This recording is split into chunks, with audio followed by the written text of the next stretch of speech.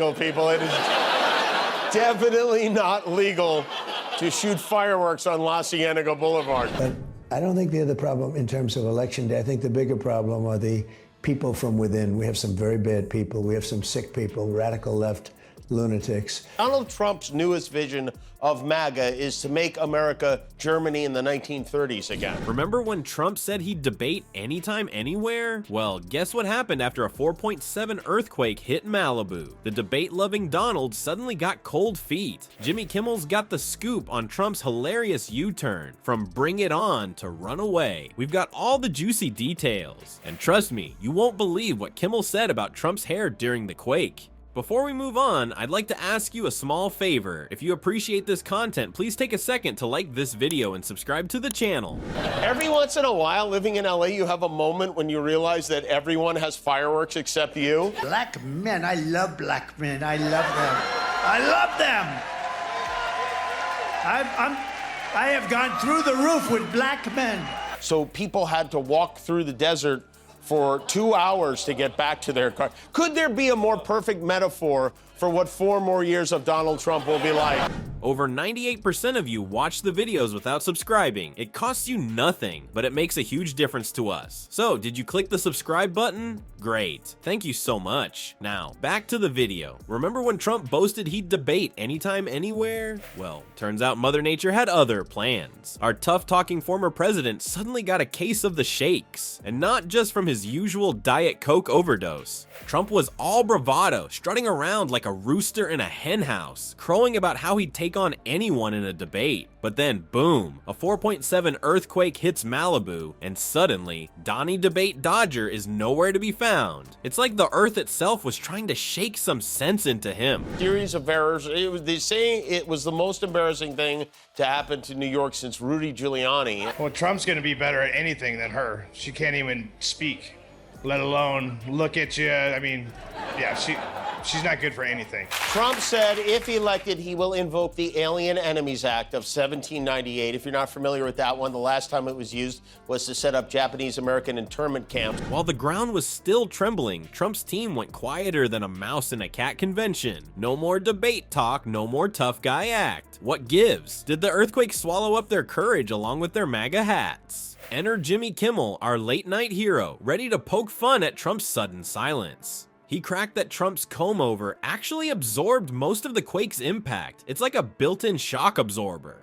Who knew that nest of golden fluff on Trump's head was good for something other than scaring small children? But the real tremors were yet to come. Trump, feeling the heat, took to Truth Social for a full-blown meltdown. He whined about unfair debates, crying that Sleepy Joe and Crazy Kamala are getting softballs while I'm being treated like a piñata. It's rigged, folks, rigged. Poor grumpy Trumpy, always the victim. Very happy Halloween for baseball fans here in LA, home of the World Series champion Los Angeles Dodgers. Everybody eats hamburgers, but nobody knows where the meat is coming from.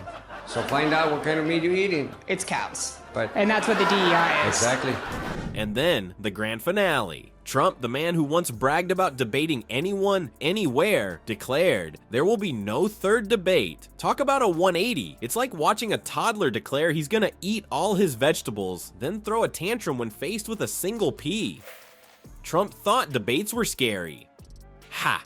Wait till he sees what happens when you tick off a pop star with more followers than the population of Indonesia. Taylor Swift just stepped into the political ring, and suddenly Trump's Truth Social, tantrums look like child's play. Seems like Tay-Tay has got more than just catchy tunes up her sleeve. She decided to shake things up by endorsing Kamala Harris. And boy, did that ruffle some orange feathers. Swift posted a link to vote.gov on her Instagram. I don't know, is she Indian or is she black? She was Indian all the way, and then all of a sudden she made a turn and she became a black person. The witnesses that were on our side, they were literally crucified by this man who looks like an angel, but he's really a devil. He looks so nice and soft. And bam! Over 400,000 new voter registrations popped up faster than you can say, look what you made me do. Now, Trump's not exactly known for keeping his cool, but this time he went full you need to calm down mode. He started hollering about how Swift would pay a price in the marketplace for her endorsement. Somehow he still has almost half the country on his side. I don't know how. It was a messy weekend for Donald Trumpster human dumpster. But you know what? Why did Hillary Clinton not become America's first woman president in 2016? Jeez, Donnie, no need to go all bad blood on us. But let's be real, what's he gonna do? Write a diss track? Meanwhile, Swift's army of fans, all 283 million of them on Instagram, are probably laughing their way to the voting booths. That's more followers than Trump has hair plugs. And speaking of numbers, Trump's media company is taking a nosedive faster than his approval ratings. They've seen a stock price plunge of more than $4 billion since May. Ouch. Looks like someone's empire is crumbling quicker than a poorly built wall. But wait, it gets better. Jimmy Kimmel, our late-night hero, couldn't resist taking a swipe at the Donald Swift situation. He quipped, "Looks like Trump can't shake this one off." Wait for the Yankees' legal challenges to play out in court before we can certify the results. Do you hear how crazy that sounds? Kamala has imported an army of illegal alien gang members and migrant criminals from the dungeons of the third world. Republican mayor of Aurora said the city has not been occupied by migrant gangs. He said Trump's claims were grossly exaggerated. Oh snap, Kimmel's serving up burns hotter than a MAGA hat left in the sun. So while Trump's busy trying to figure out how to battle a pop star, hint, it's not by rage tweeting at 3 a.m. His team is scrambling to cook up a new controversy. Maybe they should stick to what they know best, like making up election fraud claims or finding new ways to avoid paying taxes. So what have we learned from this wild ride?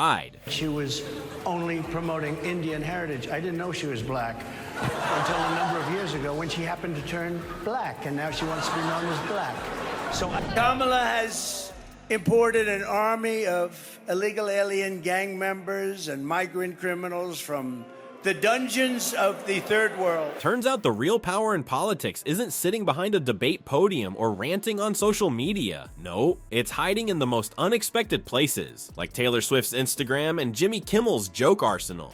Who would have thought that a pop star could send more people running to register to vote than a presidential candidate? Or that a late-night comedian's quips about Trump's hair could land harder than any debate zinger? It's like we're living in some bizarre political twilight zone where the charts and the chuckles matter more than the speeches. Hillary Clinton, oh, she's crooked, folks. She's crooked as a $3 bill. You should lock her up, I'll tell you. Lock her up is right. For what she's done, they should lock her up. And it's the very people who perpetrated the lies that I was an agent of Russia, like Adam Shifty Schiff and others. Maybe it's time for our politicians to worry less about their opponents and more about the power of a good laugh or a catchy tune. After all, in this circus we call politics, it seems the clowns and the music are stealing the show. Who needs policy debates when you've got pop stars and punchlines?